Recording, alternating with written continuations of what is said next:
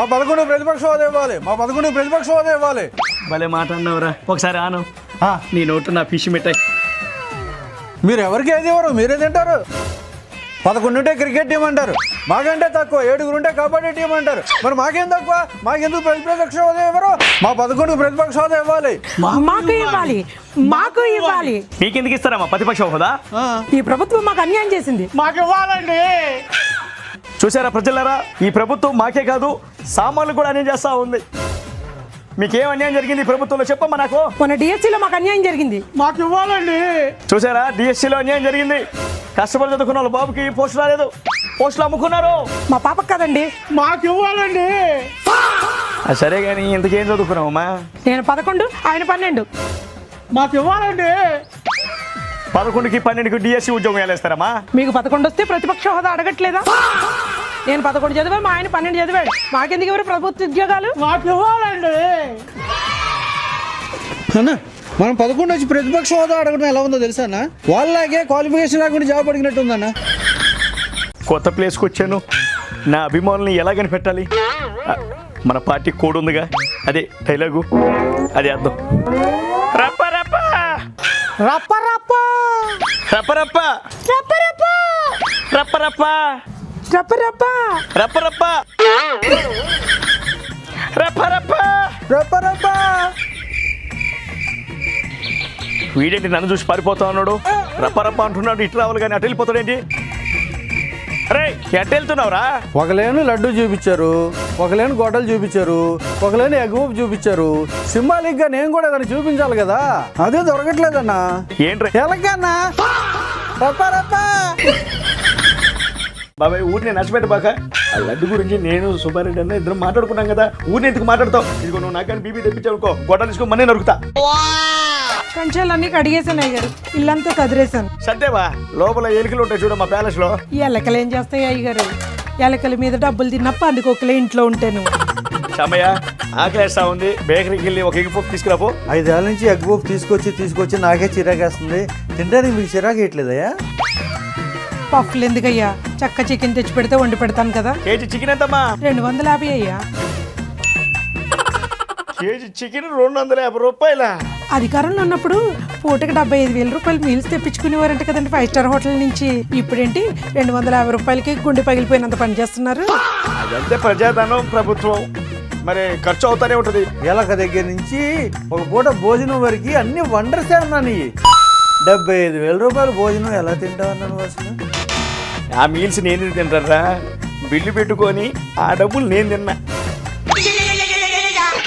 తిండి మీద అంత తింటే అరుగుతానా నీకు? ఇప్పటికీ నేను తిన్నదానికి ఈనో ప్యాకెట్లు తాగుతున్నా. ఈయనోకే ఇరిటేషన్ వచ్చి అంత తిన్నావన్నా. WhatsApp governors fail. ఈ కోడి ప్రభుత్వం వాట్సాప్ గవర్నర్స్ లో ఎన్ని సేవలు ఉన్నాయండి? 160 అండి. అదే మన ప్రభుత్వం ఉంటే 175కి 175 సేవలు అందించేవాళ్ళం. అందుకే 11 వచ్చింది.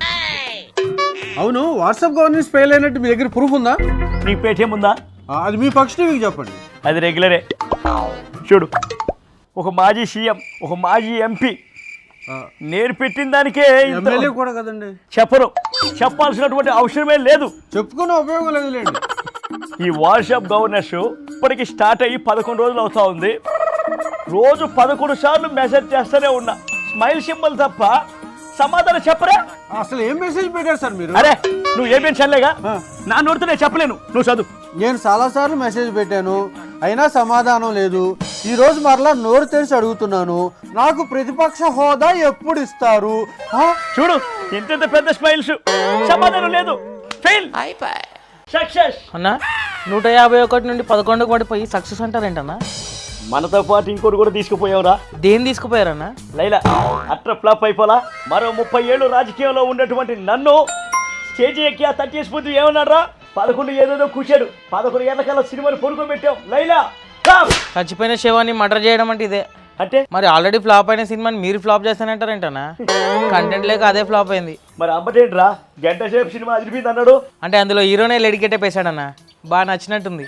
ఈ అంబట్ ఒకడు కట్టికి షేర్ కట్టినా కూడా కంట్రోల్ చేసుకోలేడు. మన వల్ల ఫ్లాప్ అయింది అనుకున్నాను, దానికే అదే ఫ్లాప్ అయిపోయిందా? ఈ విషయంలో కూడా ఈ నేచర్ మనకు సపోర్ట్ ఇవ్వట్లేదురా. మన అలాంటి నేచర్ అన్న, చాలా గొప్ప నేచర్. పాకిస్తాన్లో ఇరుక్కుపోయిన వాళ్ళని రియల్గా బయటికి తీసుకొచ్చింది మనమే రియల్ తండాల్. నువ్వు తండేలు కాదన్న కుందేలు అది చూడు. అంటే జగన్ పరిపాలనలో రిలీజ్ కాదు ముందు షో మేము 2018లో దొరికేటప్పుడు టీడీపీ ప్రభుత్వం ఉండేది. వాళ్ళు కూడా వాళ్ళంత సాయం వాళ్ళు చేశారు. నీ జాతకం ఎట్లుందంటే రేఖ శశిరేఖ. ఇంకెందుకు చెప్తున్నావు రా జాతకాలు నా శంకనాక. అన్న నీకు ఇంకా గుర్తున్నానా? అరే వైన్ స్వామి మర్చిపోయే వ్యక్తివారా? నీ జాతకం వల్ల జనాలు నన్ను మర్చిపోయేటట్టు చేసావురా. ఓం నమో వెంకటేశాయ. 175కి 175 అని చెప్పి ఎలివేషన్ ఇచ్చావు. చివరికి రాజకీయంలో నన్ను ఎలివేషన్ చేశారు రా వైన్ స్వామి. ఏడుకొండల స్వామి సెట్ చేసినావు, ఆయన నేను 11కి సెట్ చేసిన. పసుపు బట్టలు వేసుకొని టీడీపీ వ్యక్తి అయిపోయావంటరా, నా మీదే షట్టర్లు వేస్తున్నావు. ఎర్రచీర కట్టుకున్న వాళ్ళందరూ నా పెళ్ళాం అన్నట్టు ఎల్లో కలర్ బట్టలు వేసుకున్న ప్రతి వాళ్ళు టీడీపీ అంటే ఎట్లా అన్న? సిట్టు వాళ్ళు 4 అరెస్ట్ చేశారు. నీ చిట్ట అంతా సిట్టు వాళ్ళ దగ్గర ఉంది. నెక్స్ట్ నీ సీటు చిరిగిపోద్ది. అమ్మో ఏదో జరిగేలా ఉందిరా. నువ్వు అరెస్ట్ అయ్యే ముందు నీకు మంచి ఫేవరెల్ పార్టీ ఇద్దాం అనుకుంటున్నా ఇంటికి పిలిచి. వెజ్జా నాన్ వెజ్జా? నాన్నలేని బిడ్డ కదా, నాన్ వెజ్జే ప్లాన్ చేస్తా. మటనా ఫిషా ఫ్రాన్సా ఏం చేస్తున్నావురా? అవన్నీ ఏమి ఉండవు, ఓన్లీ చికెన్ ఉంటుంది. చికెన్ తింటే బర్డ్ ఫ్లూ వస్తుంది కదరా. నేను మీ ఇంటికి రావాలని చేస్తున్నావా లేకపోతే పైకి పోవాలని చేస్తున్నావురా? గోవిందా గోవిందా. సార్ లోపల వంశీని కలిసి మీరు ఏం మాట్లాడారు? జైల్లో ఉన్నటువంటి ఖైదీలకి కనీసం ఆల్ అవుట్ పెట్టేటువంటి పరిస్థితి కూడా లేదు. ఓ లోపల దోమలు కుడుతున్నాయని చెప్పారు సార్. బయట జనాలతో కొట్టించుకోవడం కంటే లోపల దోమలతో కుట్టించుకోవడమే బెటర్ అని చెప్పుకుంటాడు. ఈ గవర్నమెంట్లో వైస్ ప్రెసిడెంట్కి వైస్ చైర్మన్కి తేడా తెలియని నీలాంటి పనికిమాలినోడికి 5 years అధికారం ఎందుకు ఇచ్చామని తలబాదుకుంటున్నారు. సార్ వాయిస్ ఎందుకు వణుకుతుందండి? అంతా ఓకే కదా? టాబ్లెట్ వేసుకున్నారా? టాబ్లెట్ వేసుకోకుండా కెమెరా ముందుకు వస్తానా? శవర్లు పట్టేవు అక్రమంగా. సార్ ఈ ఒకటి గమనించారా మీరు? మీరు స్టార్ట్ చేసినప్పుడు ఉన్నంత క్రౌడ్ ఇప్పుడు లేదు సార్. ఎందుకంటో పక్కన ఎవరున్నారో చూస్తే పేపర్లో ఉన్నాయి మర్చిపోతాడు. అవన్నీ పట్టించుకోడమ్మా. 10 నిమిషాలు మాట్లాడే వాళ్ళని చూసాం, పావు గంట మాట్లాడే వాళ్ళని చూసాం, గంటలు మాట్లాడమేంటి సార్ ప్రెస్ మీట్లో? ముందు మాట్లాడే వాళ్ళ క్లారిటీ ఉండాలి కదా. మహానుభావులు ఏదైనా అరగంట గంట చేయకుండా ఊరుకోరు వీళ్ళు. డొక్క మాణిక్యమన్నా నీ గురించి చాలా మంచిగా చెబుతున్నాడన్నా. ఊరుకోరా, నన్ను డాక్యుమెంట్ వెళ్ళిపోతే అటు చూడన్నా నీకే తెలుస్తుంది.